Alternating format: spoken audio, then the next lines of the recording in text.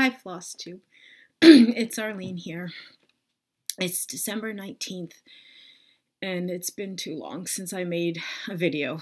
And I've been sitting here, wrote out a list, trying to figure out what order I wanted to go in, and spending too much time sitting and thinking about it. And it's just like, I just got to hit the record button and do it. I've been wanting to do a video because I know it's been so long. I've just been struggling to be in the right state of mind. We'll put it that way. I know there's plenty of regular Flosstubers out there that are, every Sunday, every Tuesday, whatever their schedule is. And then there's others that pop on and do a video whenever it makes sense to them, or always at the end of the month, or always at the whatever. And I don't know, the last few weeks have been filled in lots of ups and downs, and there's a lot of ups and downs ahead of me, and all that combined has just made it hard. And at the same time, it is so important for me to stay connected to my Flosstube world and my stitchy friends out there, and for quite a number of the things on my list in front of me is all the reasons to make a video and stay connected. I also have to say that I sound so funny to myself right now. I've had this cold, but it's been like a head cold that my ears are so clogged. And I can really tell that when I am out and about and like I have to ask someone in a store, could you repeat that? I can't hear you. And it's the kind of thing that it's like, like when you want to blow your nose really hard and everything clears up. Well, it's not that my nose is stuffed, so blowing my nose isn't helping me. I just want this feeling to go away. And it's been a few days and it hasn't gone away yet. And I'm still coughing and congested, but it's the time of year and nature's going to take its course. That's the way I look at it. So let me jump into a little bit. I don't do a 2018 year-end wrap-up because I don't have a parade of whips or a parade of finishes to show, or a parade of whips to show for that matter. Just how this year has been for me. I am so grateful to this stitching community, and how much that being a part of this community has grown even that much more in 2018. And certainly some of that evidence is the holiday cards that are sitting downstairs. I wasn't going to show holiday cards. I thank each and every one of you for the ones that I've received. I go through different stages each year. I take away so much from the connection with people with a handwritten note, especially. And I have loved the cards that have come with the handwritten greetings. Some years I have sent out cards to people in my life, like that first week after Thanksgiving, I'm right on top of it. And other years it varies. And there are some years that it's sort of a bit of a ritual, almost like New Year's Eve day.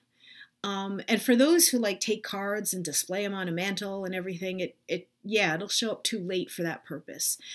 It doesn't diminish the purpose that I feel in doing that, which is making a connection. And frankly, when I do it like that, it kind of separates it a little bit from the crazy time, at least in my mind. All this to say is that I have a really nice box of cards and a nice list of people that I really want to connect with in that handwritten way. So I'm hoping that might happen in the next bit of time, and we'll see. There's no promise in that. I'm just saying what I love and what means a lot to me, because there's so many, and I'm speaking specifically to the stitching community, that means a lot. So just going through this year, being that much more involved in the Flosstube community, certainly the retreat in May here in New Jersey that I put on, the going to StitchCon, and being a part of that, and what has come from being in person in those two events, and how that has grown the connections to people. that there's just no words from that. The directions I've taken with my Works by ABC, from designing and selling just on Etsy, creating a website, and been working at a blog in the last few months, which I enjoy. Even in this last month, for example, when I just haven't been on Flosstube, I've been trying to write a post. My goal was 2 times a week, and that has been a struggle these last few weeks, but I'm hoping in January I can get back on track in that way. Please just do go check it out. I'll put a link below. And you can set it up that you can get it emailed to you. Like on the blog's website, if you scroll down to the bottom, there's a way to get signed up by email, and it could just show up in your email box, and then you don't have to remember to go and check it out. Or if you read other blogs, there are all kinds of readers. I don't do it that way, so I don't quite know how to direct you, but I do know that there are people who do that, that read blogs and know how to sign up a blog for their reader, so that you can just know when I've written a new post without having to go and double check. I do try to post on Instagram when I've written a new post, just to help spread the word. But I have loved that format as just another venue to share different things. And that has just been another way that I have been growing as a needleworker, and is in sharing the ways I look for inspiration out there in the world. And I so thank and appreciate those who have been reading and have been giving me feedback in various ways. Thank you. Fiber Talk. I have loved being a part of that show. I was did a midweek show with Gary. Was it just last week? Yeah, it was just last week. I'll put some links to that below. Just again, another opportunity to be talking with somebody with common interests and sharing things that are out there in the needlework world, and hearing from some of you after you have listened to the shows has just been a lot of fun. If you don't listen to Fiber Talk, it is a podcast. They do twice weekly.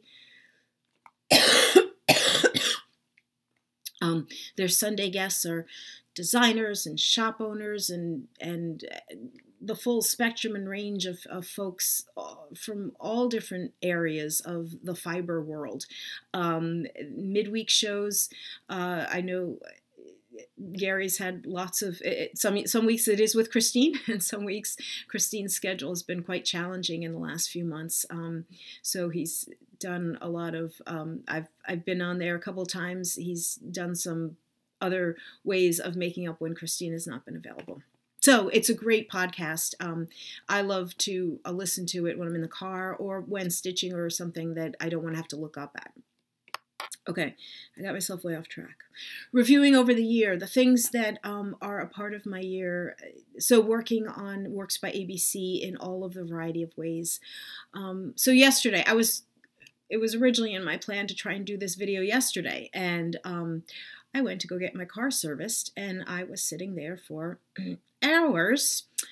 But on the positive side, how was I spending my time? I was working on one of my new designs, just, working through the tough mathy parts of it, and just got myself into the flow of what I was then charting, which helped pass the time. And it was a good, productive day in the designing world. And when I have one of those kind of days or one of those kind of hours or moments of a day, it's good. And I'm aiming to get some new designs out in January. So look for those.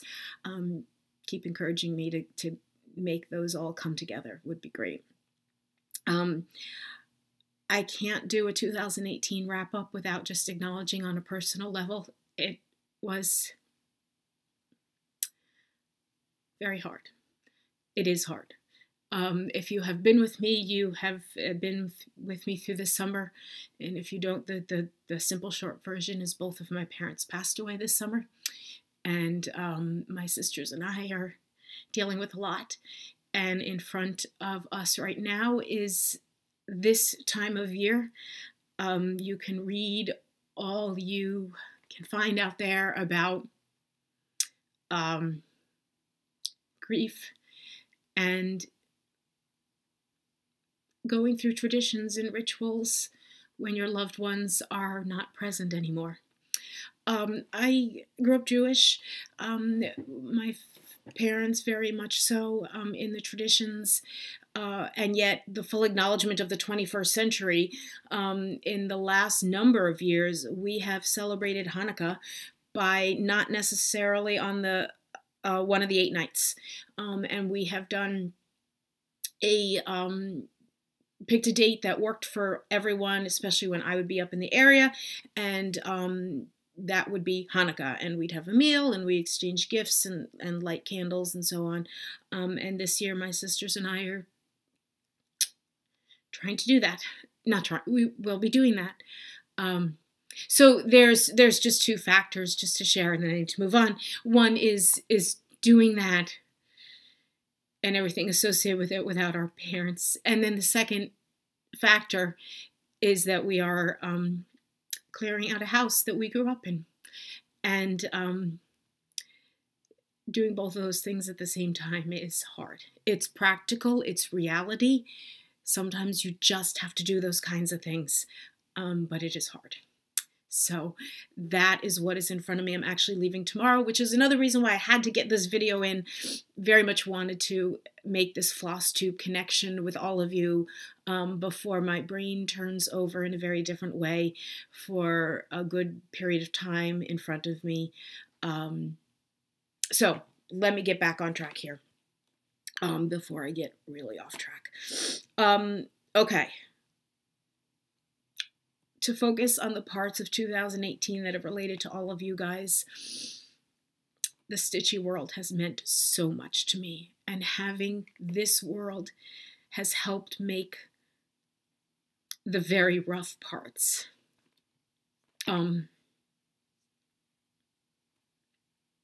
has helped me through. Yeah. Okay. Here we go. So, if you watched my last video, you are aware that there is a New Jersey Flosstube retreat for 2019 in the works. And if you haven't heard in any other place or location, let me just share here that it is full. I am so glad with the way I did and handled registration this year that it wasn't the chaotic, crazy, gotta sign up, gotta hit send on money kind of thing. It was in a much calmer sort of rolling admissions process. I am happy to take people to add to a wait list. As I said before, having run a retreat now once, I know how it went last year. I get it. Life happens. And so it wouldn't surprise me if some people discover a need to drop out, and I would love to have names that I can call upon. So if you wish to be added to my wait list, please email.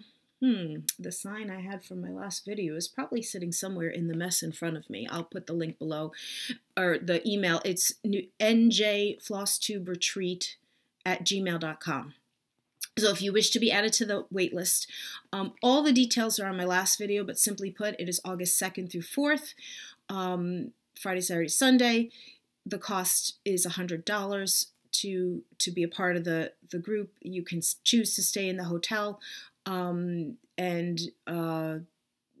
it's in Woodbridge, New Jersey. It's about 4 miles. The hotel is about 4 miles away from where Needleworkers Delight is.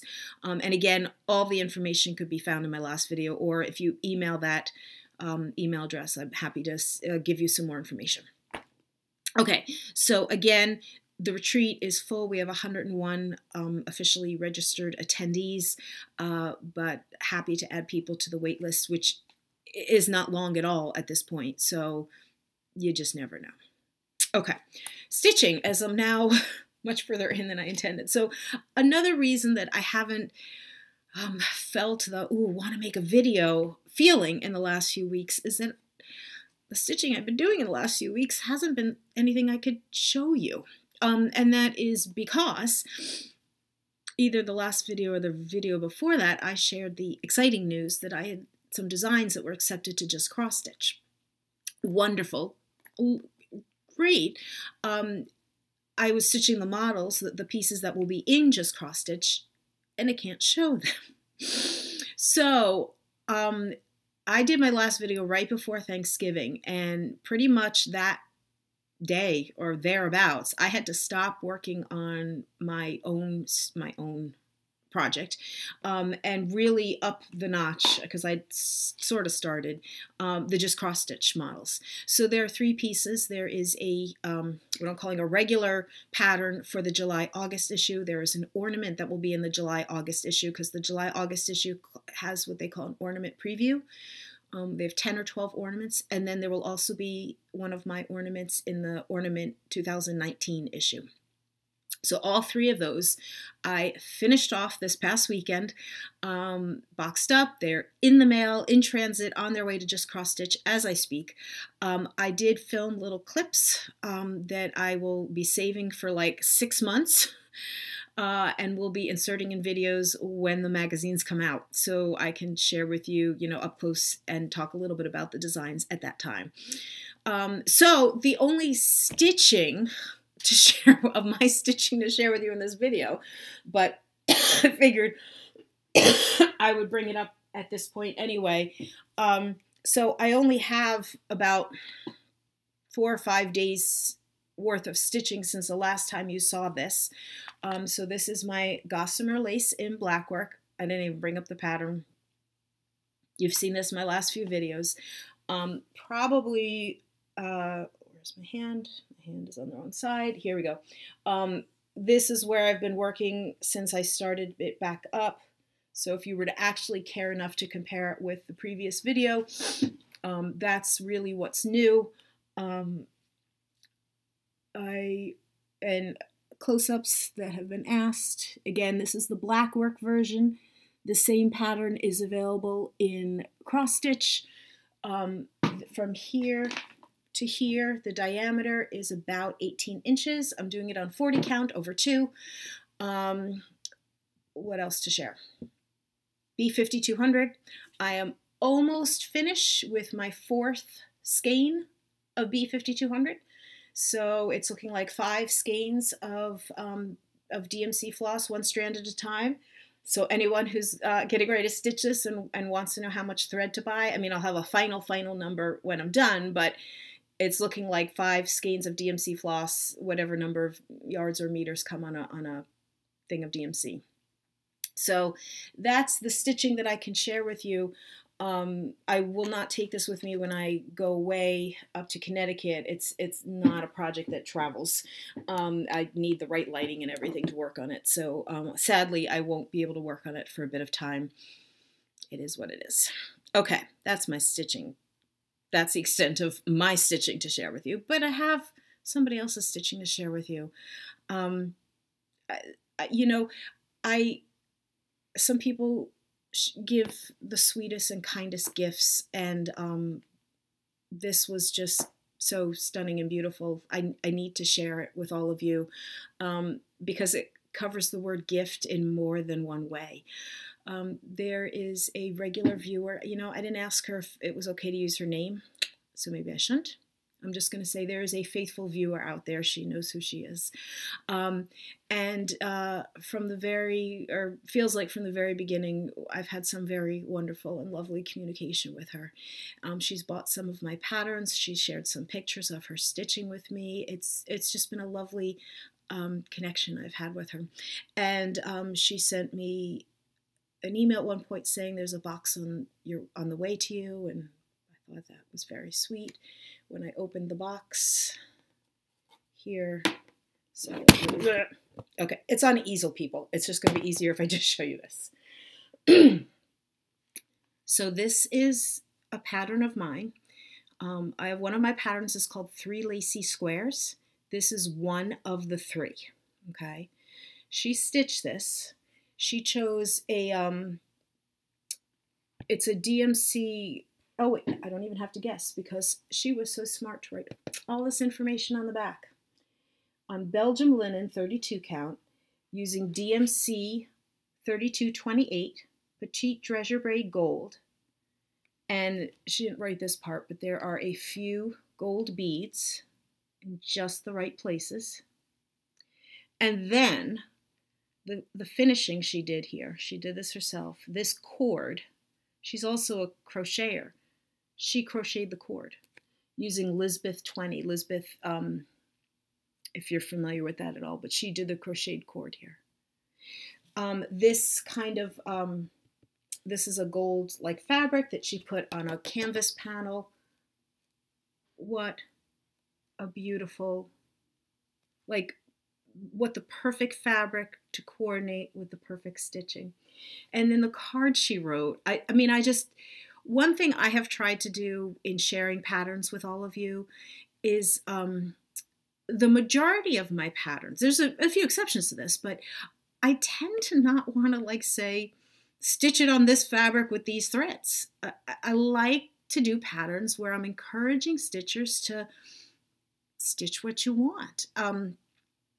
There's some that it's much more reasonable to say, here's a suggestion. So not only did she, you know, she's writing a card to me. Now I've lost my train of thought here. She was writing, in her card she wrote to me about the fabric she used. Now, the pattern is called 3 Lacy Squares. Okay, squares. Does this look square? It's more rectangular. Not by much, but it's clearly rectangular.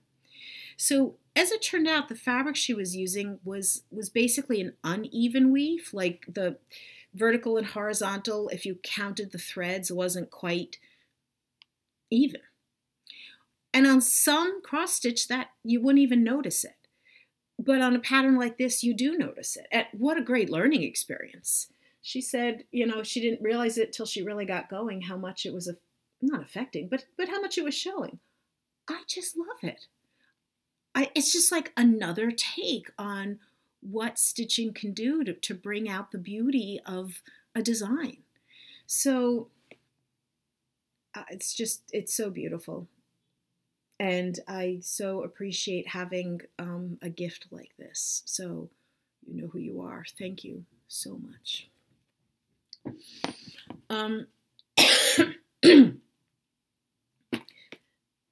Should I go out of order here?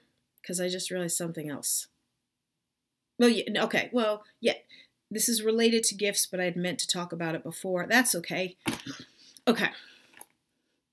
And talking about sort of the 2018 big picture of what the stitching community has meant to me, and related to people I have met this year.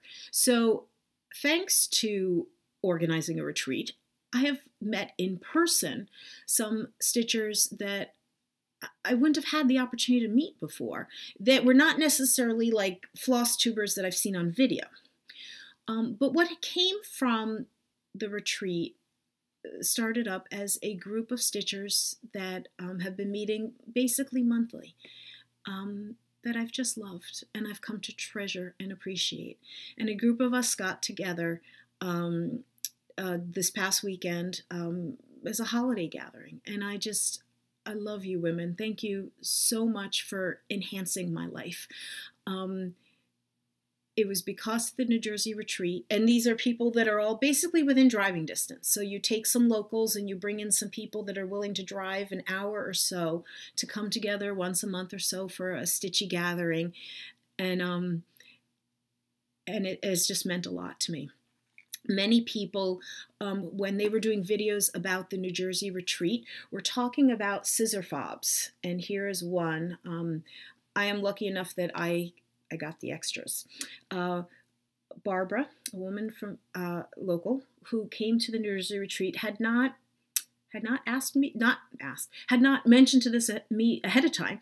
She just showed up at the New Jersey retreat having made 80 scissor fobs, and more or less said, "Here, I made this for everybody."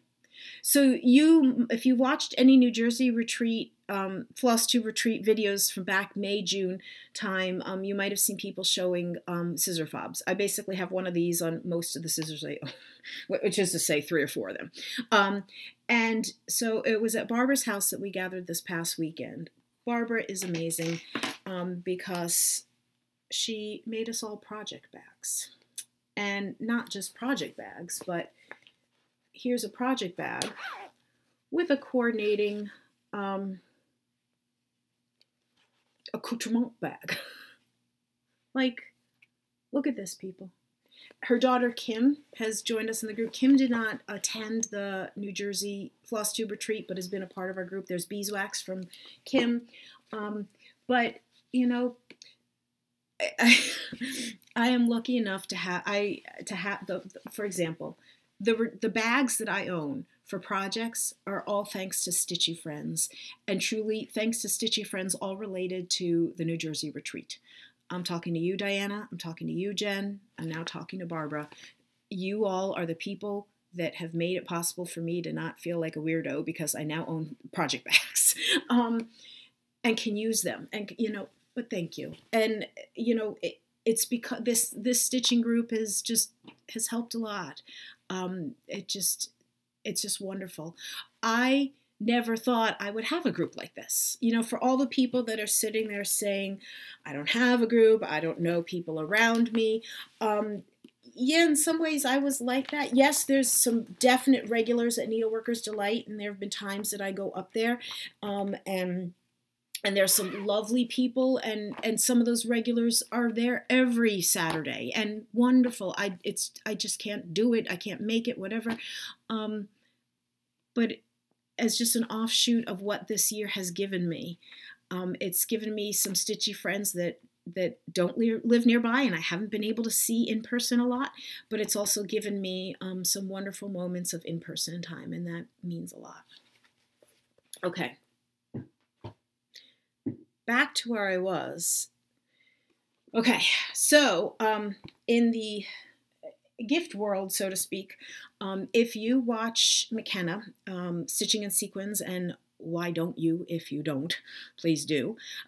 You would have seen her show this on her channel, but I needed to follow up with the second half of the story on my channel.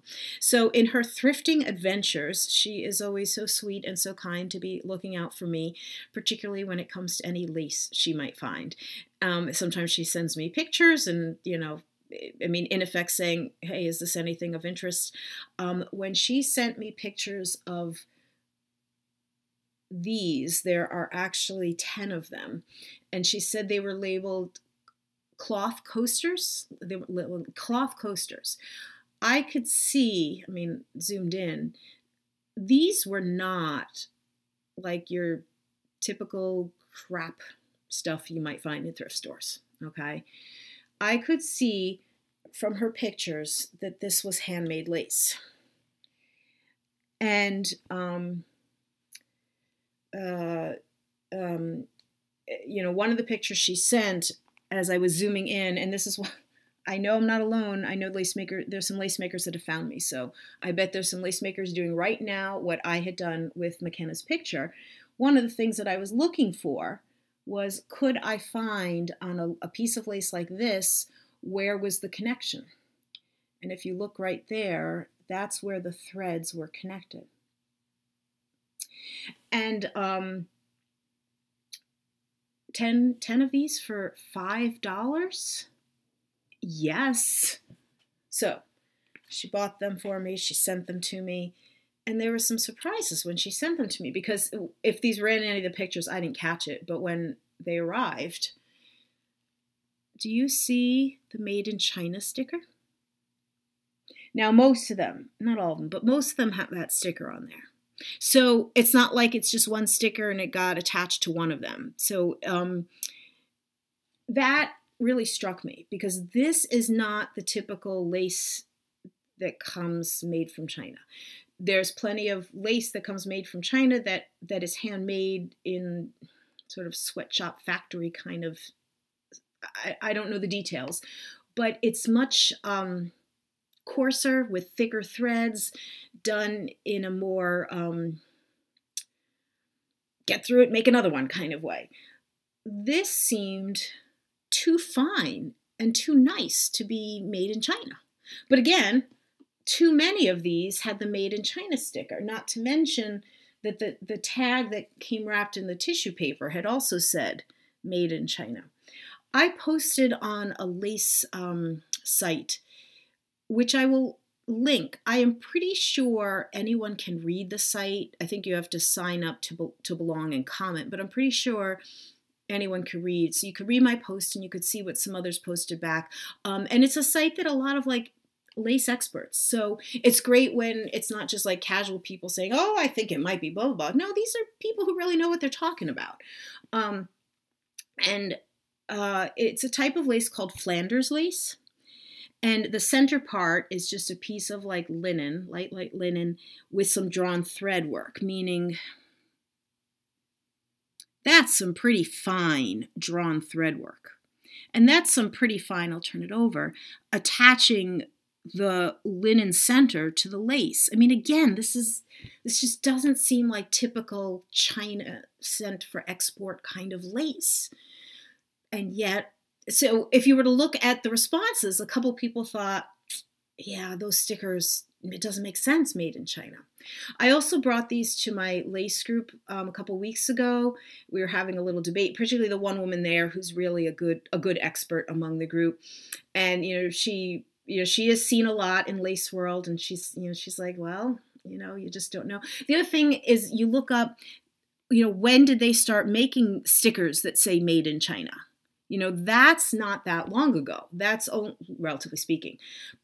Sorry, I'm skipping a step in the story, because identifying it as Flanders lace, I took out this book of mine, which is a wonderful book for when it comes to different types of lace, and to help you identify lace and the characteristics of. Okay, and so here's the page with Flanders and all the details. But look what's here, people. It's that exact pattern with the drawn thread center. Well, one of the people posted on that Ning site it's a common pattern for Flanders, especially for students. One of the early, in a typical, if you're learning Flanders, you do pattern it 1, 2, 3, 4, 5, 6 or something like that. And so literally it's there. There are other pieces of antique. Another woman posted to a link to another site where she had a piece that looked to be about 100 years old. The problem with calling these 100 years old is the made in China sticker. There wouldn't be a sticker that says made in China from 100 years ago. So what age is on these is fascinating. And they came wrapped in tissue paper, Robinsons of Los Angeles. And to Google that place, it has a long history, but certainly not back to the early 1900s, or it didn't seem like the early 1900s. So I don't have the answers to the mystery, but it is a fascinating thing. Were these really made in China? It just doesn't, from a lace perspective, it's hard to believe, but with so many of, I think it's either 6 or 7 out of the 10 of them have the made in China sticker on it. It's hard to believe otherwise. How old are they? Made in China stickers seem to start in the 70s. It's just fascinating. So I will keep pursuing and seeing if I can find any more information about them. But it's really cool, and it goes to show you McKenna finds amazing things in thrift stores, and it goes to show you it's always worth looking at the linens and those areas, because you just never know. Yes, it's often just the crap stuff, but you just never know. So it's very cool to have these. Oh, look, I didn't even write this. I'm writing it now. Lace related. A couple people, which I so loved, had messaged me about this, and so I just wanted to share with all of you. And I don't have the date right now, but I will link it below. Less than a week ago, I think at this point, or maybe it was about a week ago, there was an article in the New York Times about lace. And I love that I had some people more or less saying, Arlene, did you see this? And I did indeed see it, because in my lace world, you know, Facebook groups and postings of places, people had referenced it. So I just thought I'd mention it briefly here in case you are interested.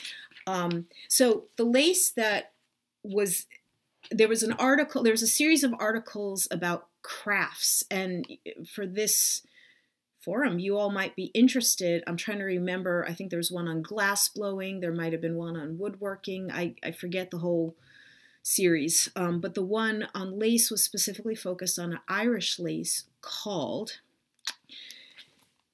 now it's either Carrickmacross or Carrickmacross, and I feel like either way I say it, I'm doing it wrong. Carrickmacross? I say it wrong. Carrickmacross. Anyway, it's like a half travel, half cultural kind of article, because it's featuring the village or the area in Ireland where this is created. I'll just read you. So I took a class on this a few years back. Carrickmacross lace is a form of needle-made lace. It takes its name from the town of Carrickmacross in County Monaghan, please forgive me, in Ireland. It is an inspired lace originally developed as a copy of Italian-made needle laces in the early 1800s. In the mid-1800s, it was developed into the cottage industry during the Great Famine of 1845 to 1847. It was in demand and flourished until the late 1800s. Carrickmacross, whichever, was kept alive due to the intervention of an order of nuns for about 100 years. In 1990, the sisters handed on their lace industry to a lace cooperative that continues the lace-making tradition in the town of its name today. And so it's that lace cooperative that this New York Times article was written about. So just to share with you briefly, so this class, this was the piece, and I feel like I'm almost positive I've shown this in a video before, but it's probably been a while. So this is the piece that was the class piece that I did. So when they say it's a needle-made inspired lace, it is not a bobbin lace. It's not even a needle lace. It is made of basically 2 layers of fabric that is sewn together and enhanced with threads. I'm going to describe it that way. Meaning, there is this net fabric. There is this light, thin cotton muslin, but like thin cotton muslin fabric that you lay on top. You use a thick thread. So this is a thick thread. And then a very fine thread, like a sewing thread, to couch on, and then create things like the loops, or these little, these things have a name, or other decorative elements like this fill-in area here. And then you cut away, like originally there were 2 complete layers, like this light color, this light muslin was covering the whole net, but then I cut away so that just the net part was visible. So from a distance, it has more, it's actually easier when I put it back in here. It has, and especially if you look at the lace that illustrated that New York Times article, it is a beautiful look to it. After that class, I made a second piece. I bought a couple of books. And you know, here's just to show you, like this is the pattern that I used, and you work in hand, and I mean this was I don't think this was, maybe this was cardstock at one point, or maybe it was just paper. It was probably just paper, but it is awfully soft right now, because I was like, you know, I should do a little tutorial about needle lace and all that. But anyway, so here is the second piece that I did, and again the same idea. It was originally 2 full layers of fabric, and you cut away. So it, again, it's like a different category of lace. It's not a needle lace. You're using a needle. You're sewing down things, but it's had enough relation with the lace world that it was worth talking about. Actually, I should look in my book here how they describe it in terms of uh, cut work and cut work applique. You know, like, so all the other laces in here are bobbin lace or needle lace. There's a few other categories. The category of this is cut work and cut work applique. And there's you know, some descriptions of stuff. You know, like here, if you look at this picture from a distance, you might not even know what kind of work went into creating that. So there you go. So again, just because a few people had thought of me when they saw that article, which I loved, I just wanted to share that piece with all of you.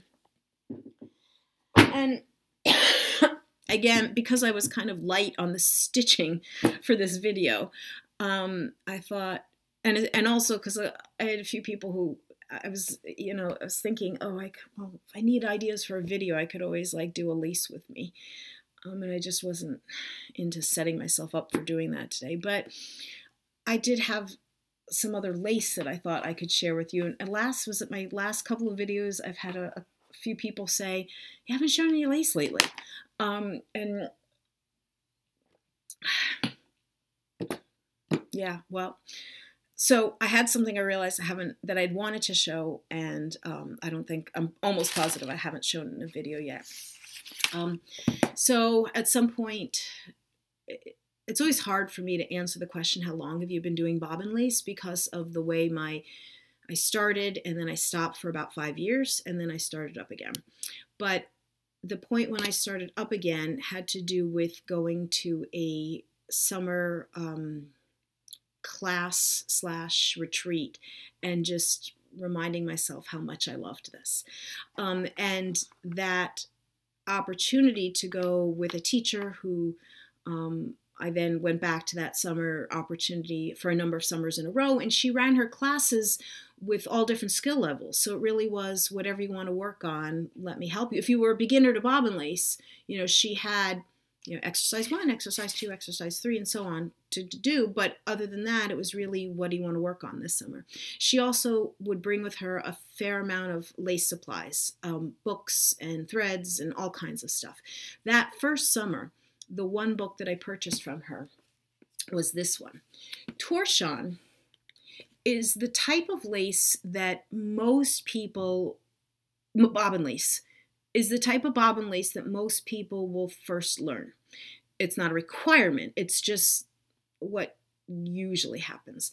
Torchon, the word torchon in French also means, like, I believe it's like a dish towel. Like a torchon is a dish towel or dishcloth or something like that, which I think throws French speakers off. And sometimes in the lace world, it gets a little poo-pooed, you know, oh, you only are doing torchon. There are beautiful torchon lace patterns out there.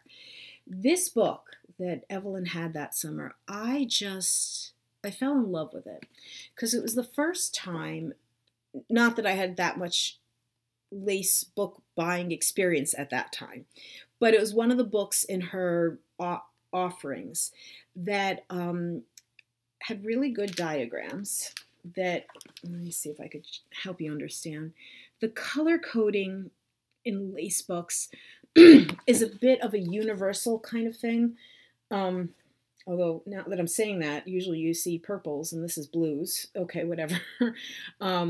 It's usually purples, greens, and okay. There's some consistent. Let's just say when I picked up this book, I realized I could do some of this on my own. At that point, like, that was a new thing. I didn't need a teacher. I didn't think I would need a teacher to get started on some of the laces that were in here. And I thought some of them were just beautiful. I remember loving this one. And the fact that there were leaves, these are called leaves. It's like, oh, I'm never going to get that. I'm never going to do that one. But this book, again, this one had leaves. This book so appealed to me because I felt like it was a leap for me to understand how to start a pattern on my own. And so I purchased this book, and I had these grand plans of how many pieces in here I was going to do. Well, the grand plans turned into 2. But they are 2 pieces that I ended up framing. So, and again, I don't think I've ever shown these on a Flosstube video. Oh, look, you can see me holding it up in front of my computer screen in the reflection. So this is a piece of lace done quite a number of years ago. And what do I want to say? 6 inches or so diameter wise. And I mean, there was no need for me to put a little, you could put a piece of linen or something in the center. I just thought it was pretty as is. I liked the look of it. This is a very dark, dark gray fabric. I think it was like a denim gray fabric that I had this vision of making a whole wall of white lace on this denim gray fabric with these black frames I was getting like at Michael's. And again, the vision only lasted so long because I discovered other laces that I wanted to do, but the book meant a great deal to me. And this is the second one that I did. And I'm trying to remember the story. There was something about the thread of this one. This one I ended up washing because there was some discoloration that happened. And so it's like pristine white. When I say washing, I used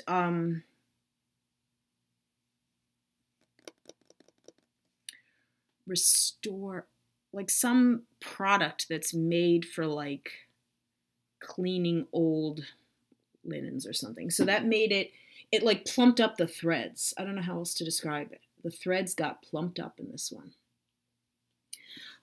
So these 2 pieces hang on my wall. I mean, actually my wall looks really funny that I took them off. And again, it was supposed to be this vision of a whole wall of things that look like this, but I moved on to some other lace things. I also do remember thinking, I'm going to make that.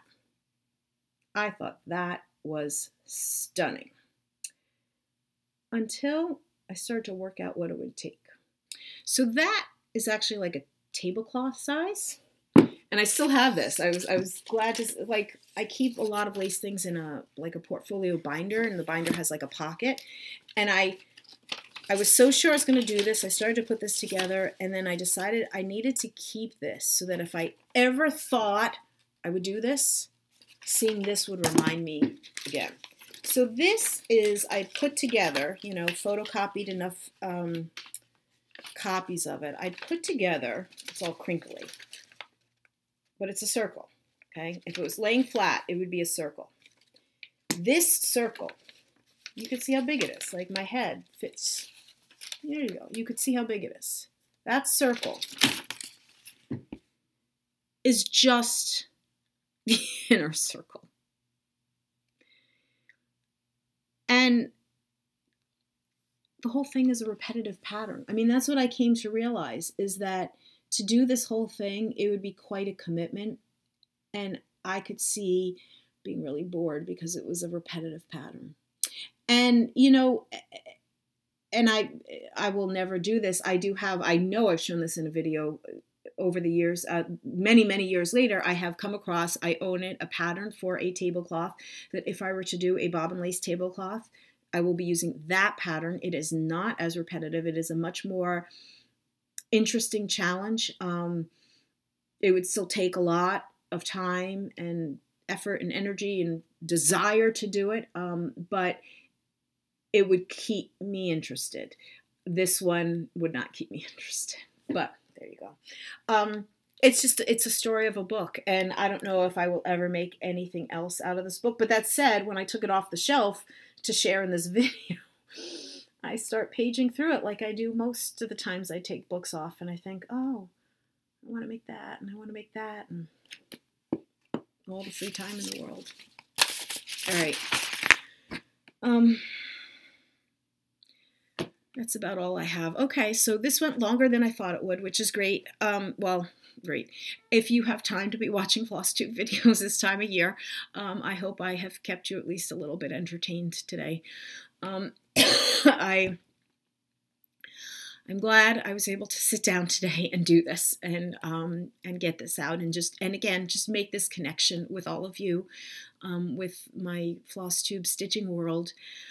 I have some hard things in front of me in the next couple of weeks, but I will be still very much thinking about my stitching things, my designing. I have a clear list now of what I'm aiming to get out in my next round, hoping in mid-January. You can see my patterns showing up on, because of Hoffman Distributing that I shared last time. Oh wait, I should have said this in the beginning. So I posted this on Instagram a couple weeks ago now, like a week and a half ago. Hoffman does Friday updates, and my patterns were highly featured actually for 2 Fridays in a row in their weekly updates, which was so cool. And then a lot of sites, particularly 123 Stitch, and a few others that people have been messaging me about, that basically seem to pick up anything that Hoffman's putting out there on their Friday updates, have featured my patterns, which is just so cool. I like that I'm working on getting my name out there, and just, I just don't know where I'm going to go with this. I have so many ideas, and I just need to make them all happen. I thank each and every one of you for the support and the love that you have given to me, particularly in the Works by ABC world, very much in the personal world for this year. And I can't be any more grateful than I am in how this stitching world has evolved in my life at a time that I've really, really needed it. So for all of those of you out there who have needed this community as much as I have, let's all together be grateful. Take the time when you can to find those quiet moments to be appreciative of what we have. Support each other whenever and however you can. Hope that my ears clear up soon, because again, I feel like I'm talking funny. And just know how much I appreciate each and every one of you. I will see you again in 2019. Till next time. Bye.